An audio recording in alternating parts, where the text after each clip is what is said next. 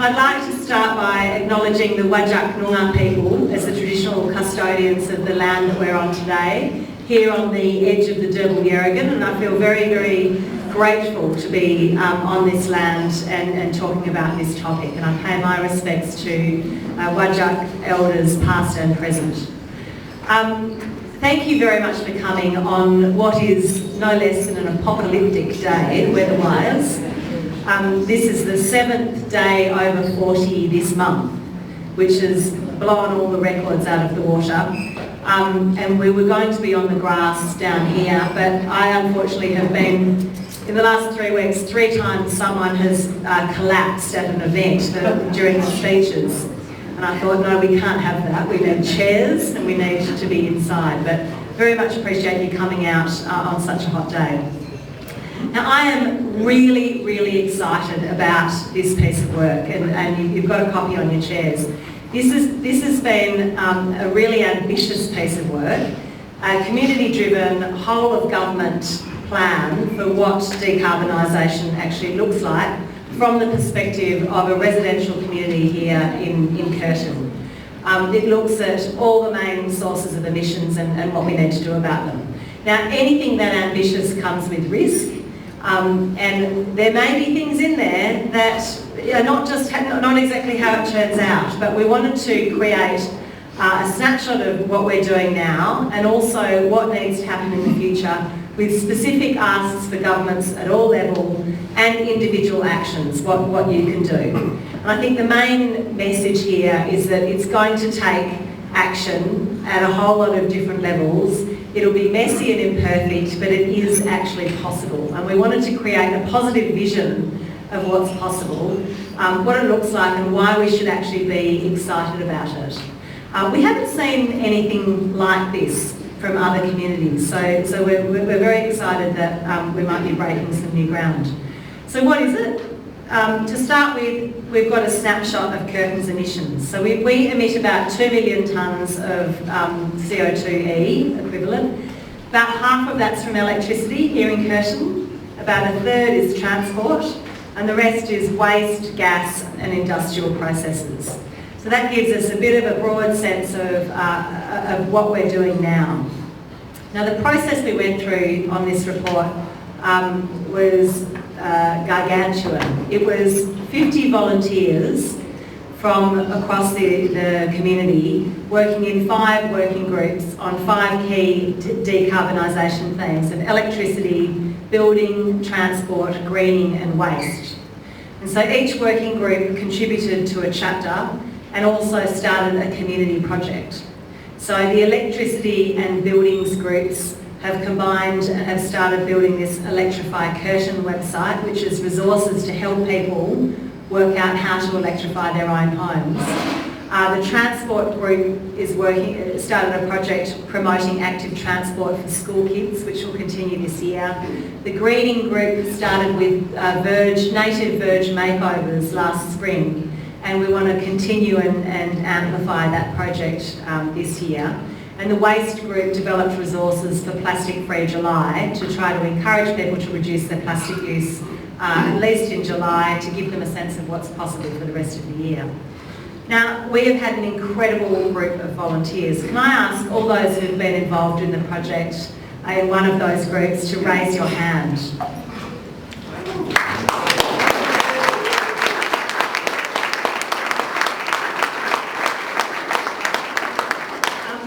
This gives me shivers. It's so exciting. We've had this incredible multidisciplinary team with engineers, academics, ex-public servants and policymakers, architects, landscape designers and passionate community members who want to see us decarbonise. All these people volunteering their professional skills in a context where they don't have to bring the agenda of their organisation. And I think that makes it a really powerful piece of work. We didn't have to be true to the commitments that were made by a party last year or 10 years ago. We didn't have to shy away from things that would be politically brave. It was just based on what we actually need to get done. I hate to think what it would have cost if we were paying for the time of this group of multidisciplinary experts. So we're very, very lucky to have that time volunteered. I particularly want to give thanks to some people who gave extra help with technical and policy expertise and report writing, including Alex Thornton, Peter Curtin, Paul Rooks, Emerson Richardson, Kate Lang, Elizabeth Carroll, Barbara Pedersen and Emma Scaife. So thank you very much to you. I also want to give a special mention for Louise Moughlin, who, with the change of venue, unfortunately couldn't attend today because she's in a wheelchair. And we have not yet managed to get wheelchair access for many of our community facilities in Curtin. We're working on it, but she contributed a lot as well. And the highest participation in the most working groups, Ivan Quayle. Is Ivan here today? He is. Oh, here he is. Hey. Ivan. As I said, it's an extraordinary product because it was without an agenda other than an acknowledgement that this is something that just needs to happen. We didn't have to tiptoe around past party promises or vested interests. It's based on the evidence and our best current knowledge of what's needed. And I understand there were some pretty robust discussions about evidence, technologies, the difficult process that those groups went through to identify what are the highest priorities. So there's some robust discussion behind it. And it has 12 pages of references. So you can actually check the source of most statements contained in the report and make up your own mind about its accuracy. And I think this makes it a really good reference tool because when people say what needs to be done, here's a simple list of what needs to be done, and you can check where that's come from and what expertise sits behind it. So just a big thank you to everyone again who's been involved in preparing this report.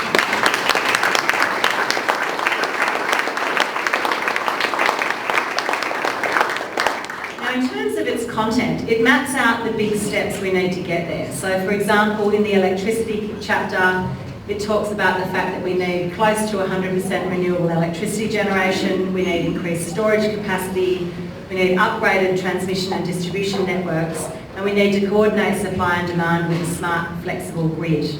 Now all of these we describe why that's a necessary step and what it actually looks like. And then it contains specific asks at a federal, state and local government level. Now some of these are shorter term and some are longer term. It will be messy, it will be imperfect, but the purpose of this is really to provide us with a tool for advocacy in identifying what are the sorts of things we need to ask each level of government to do. Some of the priorities at a federal level include attracting investment in renewables, updating the construction code to embed electric in our buildings, and a national strategy on transport and some other issues. At a state level, we need a renewable energy target for 2030 to give the private sector confidence, mandated energy efficiency disclosures, and funding for active and public transport, protection of tree canopy, and a FOGO strategy. And at a local level, decarbonising council operations, making transport safer, implementing tree protections and rolling out that FOGO.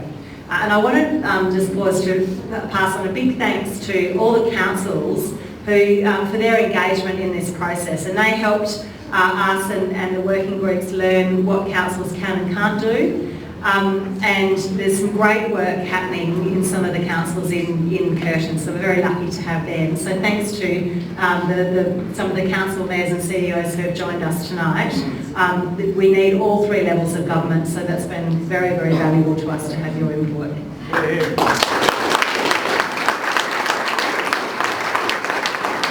So what now with this piece of work? Well, today I presented this report to Chris Bowen, the Minister for Climate Change and Energy. I also presented a copy to Tanya Plibersek, Minister for the Environment. Greening and waste are very much in her jurisdiction. I also presented a copy of it to Roger Cook at a state level and talked him through it.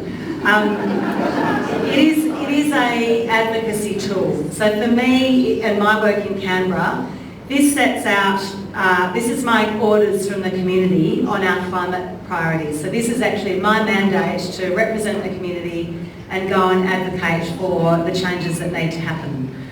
which actually makes my life easier in a lot of ways, because I can genuinely say this has come from broad community input.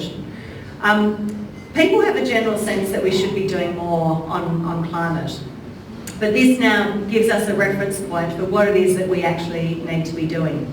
So we want to get it out to as many people as possible, and you can use it as a tool. When you speak to your representatives at a local or state level, when you're thinking about what you can do in your household in order to contribute as well. It's not perfect, it's very ambitious, but I think it's a useful contribution to the debate. And you can help us get it out there. So we'll send it to every local councillor in Curtin. We'll send it to every school in Curtin too, because we think it's a really useful resource for schools to use. It'll be available on the website, and anyone can get a copy from our office if you email us or drop in to pick one up. So we're very keen to get it out there as much as we can. So that pretty much brings me to the end. I've thanked the councils. I do want to thank, the artwork in it is quite beautiful, if I may say so myself. I didn't do any of the artwork, so I think I can say that. The graphic on the front was done by Sophia Silbert, who's our favourite 21-year-old graphic designer, who's done a lot of other design for us. And I think, and one of the things I love about it, if you look at the cover, you can pick out all the things, all the positive changes in that picture that are contributing towards decarbonisation, and you can look for the answers on page 10. Thanks to Damon at Function Creative for making it a beautiful document, and a huge thanks to the kids from a range of schools in Curtin who contributed their artwork for our sustainability fair last year. It brings me so much joy and also a deep sense of responsibility when I see some of the creative ideas, but also a sense of the enormity of the situation that comes when you look at that artwork. And Taylor's work on page 13 makes me a bit choked up every time I look at it. Anyone who's been involved in this report will know that there's a huge gap in how I've spoken about it so far. And that's because I haven't yet mentioned Claire Gardner. Now, Claire is here. Just stand up for a moment, Claire, and then you can sit back down while I talk about you. This is Claire. I'm happy to know what she's done. So Claire is the one individual who's really made this happen. This was an ambitious idea. It could have been a 5-page report, but instead it's a 70-something page report with 20 references and the input from 50 community members. Claire works a day and a half a week. She's corralled 50 volunteers in 5 working groups, and they've met about every second week last year. She has brought an intellectual rigour to this process that I think is pretty extraordinary, and we are incredibly lucky to have her. I think this is a fantastic example of the impact that one person can actually have, and the ambition of this idea, and the fact that she just got stuck in and tackled it and was not scared to take it on, makes me very, very proud to have Claire on the team. So I do want to thank Claire very much.